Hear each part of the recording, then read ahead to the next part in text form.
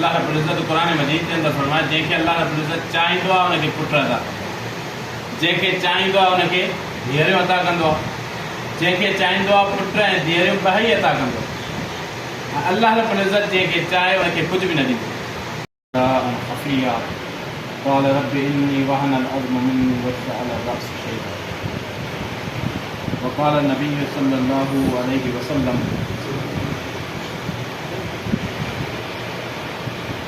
बारकल्लाहु luck fill मौहूब व शकरतुल वाहिद व रज़क़तुल वाहिद। रवाहुल बुखारी। मुख्तसर हम्द सलात के बाद तमाम तर तारीफ़ात अल्लाह रब्बुल आलमीन के जलाल व इकराम है। लातादाद बेशुमार दुरूद व सलाम अला इमामुल अंबिया अकरमुल अंबिया इमाम हाज़िल उम्मत साथी कौसर जनाब मोहम्मद रसूलुल्लाह सल्लल्लाहु अलैहि वसल्लम।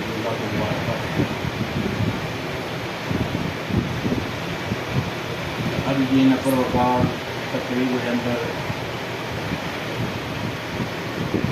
बरादर मुकर्रम प्यारे बाप उस्मान अहमद के अल्लाह रब्बुल इज़्ज़त धीअ जी औलाद सां नवाज़ियो आहे। इन मौक़े ते रसूलुल्लाह सल्लल्लाहु अलैहि वसल्लम जन जूं तालीमात त इंसान पंहिंजी हर हिकु ख़ुशी के अंदर हर हिकु ग़म के अंदर अल्लाह ऐं उन रसूल जी तालीमात के अपनाए। उन्हनि तालीमात के अपनाइण सां इंसान की ज़िंदगी के अंदर हिकिड़ो वॾो फ़ाइदो थिए। वो फ़ाइदो इहो आहे त इंसान जंहिं वक़्त भी चाहे ख़ुशी हुजे या गमी हुजे अगर पंहिंजे भाउ सां मिलंदो त हिकु दुआ जी तौर ते उनखे हिकु दुआ ॾींदो। अल्लाह जे प्यारे हबीब मिस्टर मोहम्मद करीम सल्लल्लाहु अलैहि वसल्लम जॾहिं भी कंहिं ॿार जी विलादत थींदी त उन्हनि जे वालिदैन खे दुआ ॾींदा बारकल्लाहु लक फ़िल मौहूब व शकरतुल वाहिद व रज़क़तुल बिर। अल्लाह रब्बुल इज़्ज़त तव्हांजी औलाद के अंदर बरकत न रखे। अल्लाह रब्बुल इज़्ज़त जेको भी तव्हांखे रिज़्क़ ॾिनो आहे अल्लाह रब्बुल इज़्ज़त उनखे पुख्ता करे न दीन इस्लाम ॾिनो। अल्लाह रब्बुल इज़्ज़त जो तव्हां हमेशा शुक्रिया अदा कंदा। छाकाणि त अल्लाह रब्बुल इज़्ज़त इन दुनिया के अंदर टिन क़िस्मनि के माण्हुनि खे न वणे। सभ खां पहिरियां अल्लाह रब्बुल इज़्ज़त जो तदाबीर अल्लाह रब्बुल इज़्ज़त जा फ़ैसला आहिनि। अल्लाह रब्बुल इज़्ज़त खां औलाद घुरण खां बाद उन औलाद जी तरबियत उन जी तालीम उन जी लाइ ज़िंदगी गुज़ारण जो जेको समर आहे अल्लाह रब्बुल इज़्ज़त उन जे लाइ हिकिड़ो वॾो सवाल तव्हांजे लाइ कयो। अजर ऐं सवाब बि आहे उन खां वधीक अल्लाह रब्बुल इज़्ज़त हिसाब तव्हां खां बि वठंदो उन खां बि वठंदो। अल्लाह के प्यारे हबीब मिस्टर मोहम्मद करीम सल्लल्लाहु अलैहि वसल्लम जन फरमायो त अगर कंहिं शख्स जूं ॿ धीअर हुजनि ऐं उहो शख्स पंहिंजी धीअरुनि जी सोने अंदाज़ सां तरबियत करे पियो, इख़लाक़ सेखारे पियो, तालीम ॾिए पियो, दीन इस्लाम जे मथां हलाए पियो, दीन इस्लाम जी तालीम ॾिए पियो, उन तालीम ॾियण खां बाद उन औलाद जो उनखे फ़ाइदो उहो थींदो जॾहिं उहो शख़्स फ़ौत थींदो उहे ॿई धीअरूं उन जो जहन्नम जे अॻियां ढाल थी करे दीवार थी बीह रहनि, उनखे जहन्नम में वञण खां रोके छॾियो।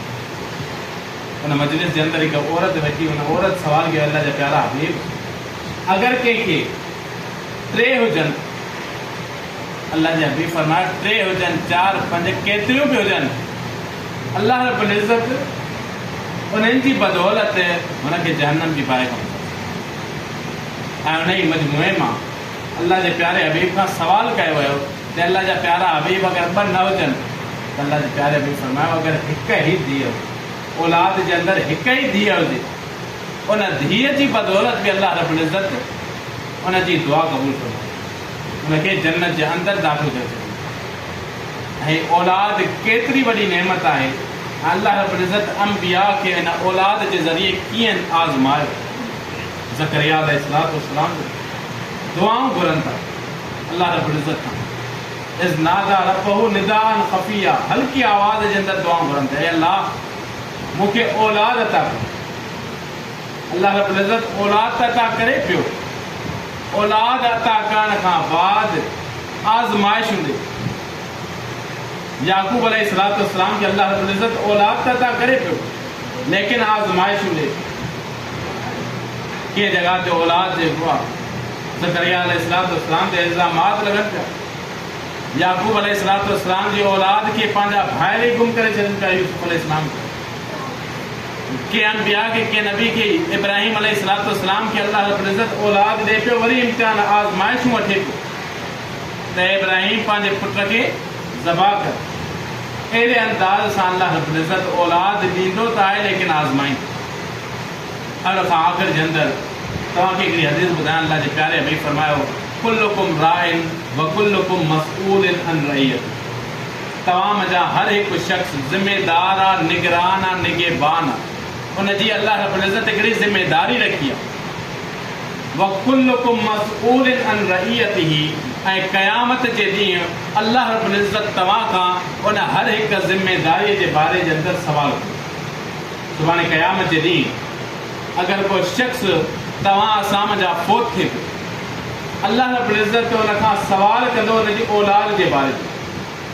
अल्लाह रब्बुल इज़्ज़त तोखे औलाद ॾिनी, तो औलाद खे कहिड़ी तरबियत ॾिनी, उन औलाद मज़ा कहिड़ो कमु वरितो, उन औलाद खे तरबियत ऐं तालीम कहिड़े अंदाज़ जी ॾिनी। छा दीन इस्लाम जी तालीम ॾिनी या सिर्फ़ु दुनिया जी तालीम ॾिनी? दुनिया जी तालीम ॾियणु बहितरु आहे। दुनिया जी तालीम ॾिनी, उनजो को इनकार कोन्हे, लेकिन अगर दुनिया जी तालीम जे पोयों लॻी करे इंसान दीनी तालीम खे विसारे छॾे थो, यकीन जी तौर ते उहा औलाद तव्हांजे लाइ बाइसे वबाल त थी सघे थी, बाइसे रहमत न थी सघे। छो जो अगर इंसान खे दीन इस्लाम जी का ख़बर ई कोन्हे त दीन इस्लाम जे अंदरि छा बयानु थियल आहे, क़ुर मजीद जे अंदरि छा बयानु थियल आहे, अहादीस जे अंदरि छा बयानु थियल आहे, हीउ दीन इस्लाम छा जो नालो आहे, अगर उन औलाद के दीन जी का ख़बर कोन्हे त अल्लाह रब्बुल इज़्ज़त तव्हांजो मुहासिबो उन औलाद जे करे सख़्तु कोन्हे। ऐं अगर असां घरनि जे अंदरि औलाद खे खुलेआम छॾे ॾियूं था, उन्हनि जो मुहासिबो नथा कयूं, उन्हनि जी पकड़ नथा कयूं, उन्हनि खां पुछा नथा कयूं, क़यामत जे ॾींहुं अल्लाह रब्बुल इज़्ज़त असांखां उन्हनि जे बारे जे अंदरि सख़्तु पुछंदो। छो जो अल्लाह रब्बुल इज़्ज़त असांखे निगरान निगहबान ठाहियो आहे। अगर इंसान निगरान बि हुजे, निगहबान बि हुजे, कोई भी इंसान उन पंहिंजी निगरानी ऐं निगहबानी जी जेका ड्यूटी अल्लाह रब्बुल इज़्ज़त ॾिनी आहे उनखे नथो अपनाए, अल्लाह रब्बुल इज़्ज़त सवाल कंदो, कुल्लुकुम राइन व कुल्लुकुम मसऊलिन अन रइयतिही। तव्हां मज़ा हर हिकु शख़्स ज़िमेदार आहे, निगरान आहे, निगहबान आहे। अल्लाह रब्बुल इज़्ज़त सवाल कंदो त औलाद जी पैदाइश ते अल्लाह रब्बुल इज़्ज़त खां उनजी नेक ऐं सालिमंदी जी दुआऊं घुरणु घुरिजनि। औलाद जे लाइ हमेशा इहा जाखोड़ करणु घुरिजे त अल्लाह रब्बुल इज़्ज़त उन्हनि खे नेक ऐं साले बणाए, उन्हनि खे तालीम बहितर ॾियणु घुरिजे। जेतिरी बहितर तालीम तव्हां उन्हनि खे ॾींदव, ओतिरो ई समरो, ओतिरो ई बहितर फल अल्लाह रब्बुल इज़्ज़त तव्हांखे अता कंदो। उन खां बाद इंसान खे औलाद जी ॼमण जी वजह खां ख़ुशि थियणु घुरिजे। इहा हिकिड़ी इंसान जी फितरी ख़ुशी आहे। ऐं उनजे वञण जो ग़म इहो बि हिकिड़े अंबिया जो शेवा आहे। अल्लाह रब्बुल इज़्ज़त औलाद ॾेई करे खसींदो आहे, शायदि अल्लाह रब्बुल इज़्ज़त तव्हांखे बहितर ॼणंदो। अल्लाह जे प्यारे हबीब मित्र मोहम्मद करीम सल्लल्लाहु अलैहि वसल्लम जिन खे 3 पुट अल्लाह रब्बुल इज़्ज़त अता फरमाया, इब्राहिम, ताहिर, मोहम्मद, 3 पुट अता कया। 3 पुटनि खे वक़्तन फ़वक़्तन पाण घुराए। जुदाईअ जो हिकिड़ो वॾो ग़म आहे, इंतिहाई वॾो ग़म आहे, लेकिन इंसान उन ग़म जे अंदरि पंहिंजो पाण खे विसारे न। हीअ अल्लाह रब्बुल इज़्ज़त जूं शयूं, अल्लाह रब्बुल इज़्ज़त चाहे त वठे, चाहे त असांखे ॾे। अल्लाह रब्बुल इज़्ज़त अगरि इन्हनि खे पाण ॾे घुराइणु चाहे थो त इन में बि कमु अची वियो। मूसा अलैहिस्सलाम, ख़िज़र अलैहिस्सलाम जो वाक़ियो सूरह कहफ़ जे अंदरि भरियो पियो आहे। जॾहिं मूसा अलैहिस्सलाम ख़िज़र अलैहिस्सलाम सां गॾु सफ़र पिया करनि पिया, ख़िज़र अलैहिस्सलाम उते हिकु ॿार खे मारे छॾियो। मूसा अलैहिस्सलाम सवाल कयो, हिन ॿार खे तव्हां बेगुनाह क़तल कयो। फरमाया, हिन ॿार खे अगरि मां छॾे ॾियां हा त हीउ ॿार पंहिंजे वालिदैन जे लाइ नाफ़रमानी जो सबबु बणिजे, पंहिंजे वालिदैन खे गुमराहीअ जी तरफ़ वठी वञा। इन जे करे मां हिनखे कंधु मरोड़े करे मारे छॾियो। त अल्लाह रब्बुल इज़्ज़त तव्हां खां अगरि का औलाद तव्हां खां तव्हांजी प्यारी शइ अगरि वठे पियो, अल्लाह रब्बुल इज़्ज़त उन जे बदिले तव्हांखे उन खां बहितर नेमत बदिल था कनि। इन जी हिकिड़ी नंढी मिसाल सैयदा उम्मे सलमा जी, अल्लाह जे प्यारे हबीब मिठड़े मोहम्मद करीम सल्लल्लाहु अलैहि वसल्लम जी ख़िदमत जे अंदरि हाज़िर थियनि थियूं। अल्लाह जा प्यारा हबीब मुंहिंजो मुड़ुसु अबू सलमा फ़ौत थी वियो।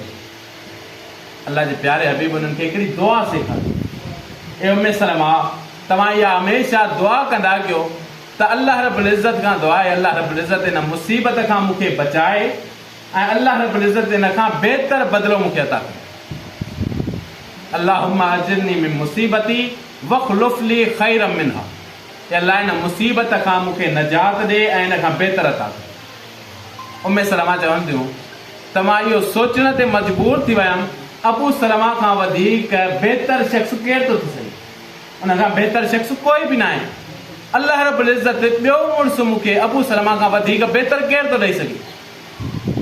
उम्मे सलमा फरमाइनि थियूं कुझु ई वक़्तु मस गुज़रियो, मुंहिंजी इद्दत खां बाद अल्लाह जे प्यारे हबीब जे निकाह जो पैगाम मूं वटि। पोइ मां सोचां पई त वाक़ियतन अल्लाह रब्बुल इज़्ज़त अगरि का शइ वठंदो आहे त उन खां वधीक बहितर नेमत बदिल था कनि।